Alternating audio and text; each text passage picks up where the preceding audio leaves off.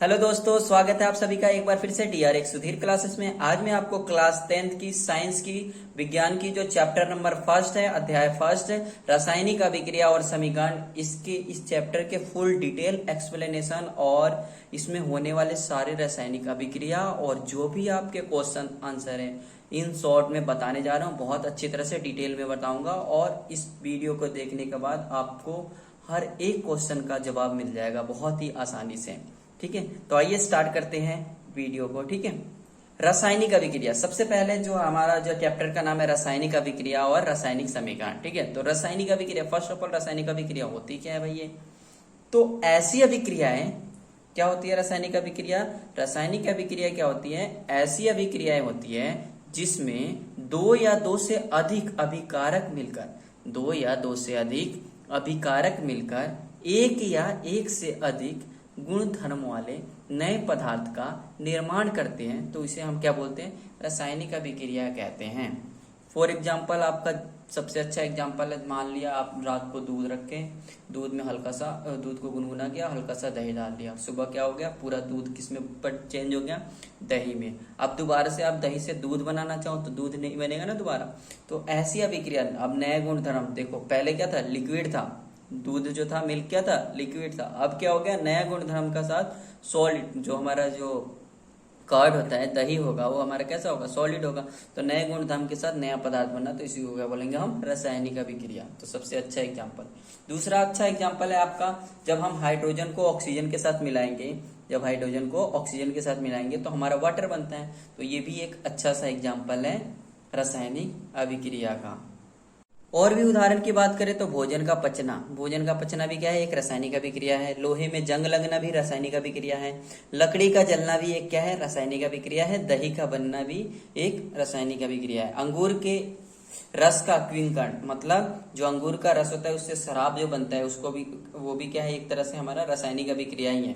भोजन का पकना, भोजन को या सब्जी को, कोई चावल को, कुछ भी पकाते हैं हम, वहां पे भी क्या होती है? रासायनिक अभिक्रिया होती है। श्वसन भी क्या है? एक रासायनिक अभिक्रिया है। श्वसन में बेसिकली क्या होता है? हम सांस लेते हैं तो ऑक्सीजन जाता है, ऑक्सीजन हमारे, जो हम फूड खाते हैं तो उसमें हमारा क्या होता है? कार्बोहाइड्रेट होता है। कार्बोहाइड्रेट ब्रेक डाउन होकर ग्लूकोज में कन्वर्ट हो गया होता है। वो ग्लूकोज ऑक्सीजन जो हमारा श्वसन से हमने लिया होता है, वो सेल के अंदर होता है, उसके साथ अभिक्रिया करके कार्बन डाइऑक्साइड, वाटर और एनर्जी निकालता है। तो श्वसन भी क्या है? एक हमारा रासायनिक अभिक्रिया है।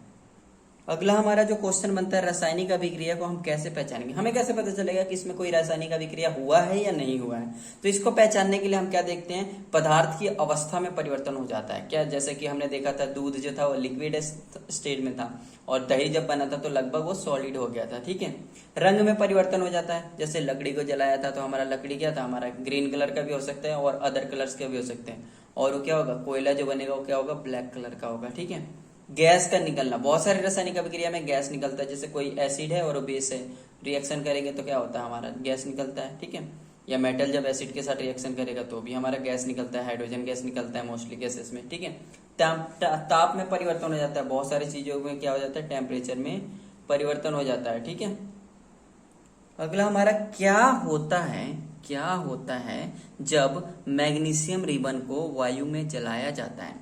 क्या होता है जब मैग्नीशियम रिबन को वायु में जलाया जाता है? तो जब मैग्नीशियम रिबन को वायु में जलाते हैं, वायु की उपस्थिति में, और वायु में क्या होता है? हमारा ऑक्सीजन होता है। ठीक है, जब हम मैग्नीशियम रिबन को वायु की उपस्थिति में जलाएंगे तो क्या बन जाएगा? मैग्नीशियम ऑक्साइड बन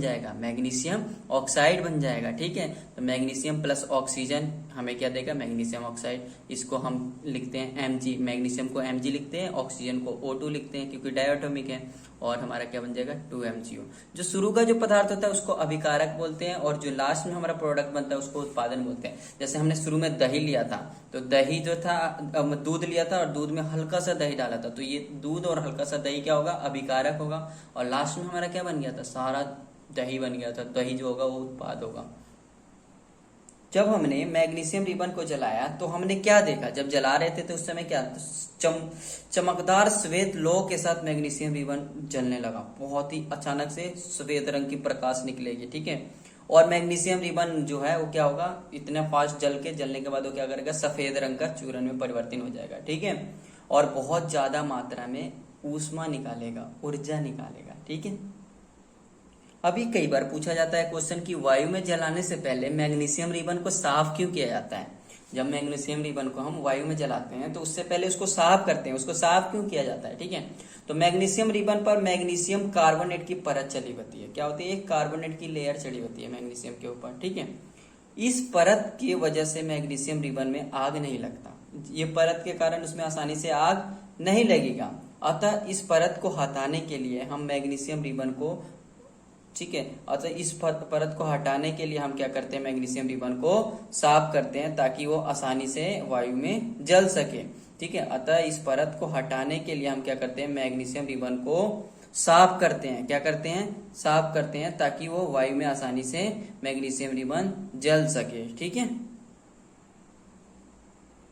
अब जो हमारा क्वेश्चन आता है, बार बार यूज कर रहे थे हम अभिकारक, जो हमारा डेफिनेशन था उसमें भी हमने अभिकारक के बारे में बात किया। तो ये अभिकारक होता क्या है, तो वे पदार्थ जो किसी रासायनिक अभिक्रिया में भाग लेते हैं उसको अभिकारक कहते हैं। ठीक है। जैसे हमने क्या लिया था, मैग्नीशियम को जब जला रहे थे तो मैग्नीशियम लिया था और ऑक्सीजन लिया था, और मैग्नीशियम और ऑक्सीजन जो जला था तो मैग्नीशियम ऑक्साइड बना था। तो शुरू में जो प्रोडक्ट लेते हैं, जो शुरू में जो सब्सटेंस लेते हैं उसको क्या बोलते हैं, हम अभिकारक बोलते हैं। उदाहरण के लिए जब हम दही बना रहे थे तो दूध और हल्का सा दही लिया था। ठीक है। तो वो हमारा अभिकारक था। ठीक है। यहाँ Mg और O2 क्या है, हमारा अभिकारक है। उत्पाद क्या होता है, उत्पाद वे पदार्थ होता है जो रासायनिक अभिक्रिया के होने के बाद बनता है। जो नया चीज बनता है उसी को क्या बोलते हैं, हम उत्पाद बोलते हैं। जैसे हमने दूध और दही डालकर दही बनाया था तो जो दही लास्ट में बना था वो क्या था, उत्पाद था। वैसे ही मैग्नीशियम और ऑक्सीजन को जलाएंगे तो मैग्नीशियम ऑक्साइड बनेगा जो कि हमारा क्या होता है, उत्पाद होता है। ठीक है। MgO जो क्या है यहाँ पे उत्पाद है। ठीक है। चैप्टर का नाम हमारा रासायनिक अभिक्रिया तथा रासायनिक समीकरण था। तो रासायनिक अभिक्रिया तो हम आप जानते हैं कि रासायनिक समीकरण क्या होता है। ठीक है। चिन्हों अथवा शब्दों के माध्यम से, कोई चिन्ह यूज करेंगे, कोई प्रतीक यूज करेंगे, प्रतीक या किसी शब्द के माध्यम से रासायनिक जो अभिक्रिया हो रही है उसको लिखना ही क्या कहलाता है, रासायनिक समीकरण कहलाता है। चिन्हों अथवा शब्दों के माध्यम से रासायनिक अभिक्रिया को लिखना ही क्या कहलाता है, रासायनिक समीकरण कहलाता है। ठीक है।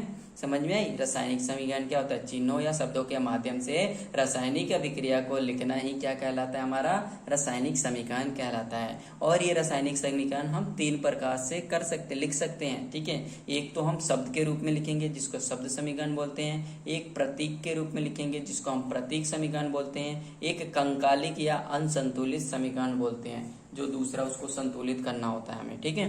तो हमारा शब्द समीकरण नाम से ही पता चला कि इसमें क्या करेंगे, शब्द क्या यूज करेंगे। जैसे हम मैग्नीशियम और ऑक्सीजन को मैग्नीशियम को ऑक्सीजन की उपस्थिति में जला रहे हैं तो हमारा मैग्नीशियम लिख दिया और ऑक्सीजन लिख दिया और बनेगा क्या, मैग्नीशियम ऑक्साइड। तो शब्द के रूप में ही लिख दिया। ठीक है। यही यदि हमें प्रतीक के रूप में लिखना है तो हम क्या करेंगे, Mg लिख देंगे, O2 लिख देंगे और MgO बन जाएगा। ठीक है। और ऐसे ही रूप को हम क्या बोलते हैं, कंकाली या अनसंतुलित रासायनिक, क्योंकि यहाँ पे क्या है, बैलेंस ही नहीं है। यदि हम बैलेंस करते हैं तो क्या होगा, हमारा ऑक्सीजन यहाँ पे 2 है तो इसको भी हमें 2 से गुना करना पड़ेगा, और अब मैग्नीशियम हमारा 2 हो गया तो इसको भी 2 से गुना करना पड़ेगा। अब हम रासायनिक अभिक्रिया के प्रकार के बारे में बात करेंगे।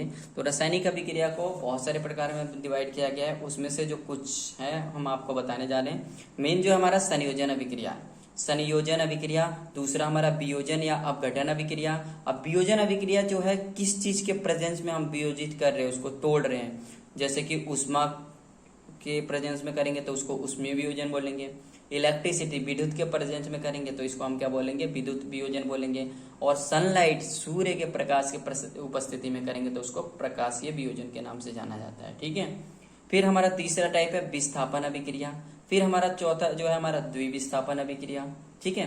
फिर अवक्षेपण अभिक्रिया, अपचयन अभिक्रिया, उपचयन अभिक्रिया और रिडॉक्स अभिक्रिया, जिसको हम दूसरा नाम से भी जानते हैं। नाम क्या है दूसरा इसका, अपचयन उपचयन अभिक्रियाएं।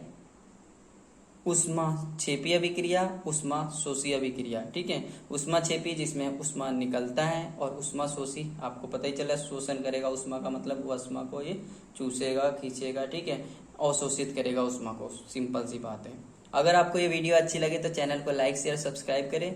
आगे के पार्ट को हम ये जो जितने भी टाइप्स ऑफ रिएक्शन है इसको डिटेल में हम बात करेंगे, वो हम नेक्स्ट वीडियो में बात करेंगे। ठीक है, अगर आपको वीडियो अच्छी लगे तो चैनल को लाइक शेयर सब्सक्राइब जरूर करें, क्योंकि आपके एक लाइक और कमेंट से हमें और भी नेक्स्ट वीडियो बनाने में मोटिवेशन मिलता है। धन्यवाद।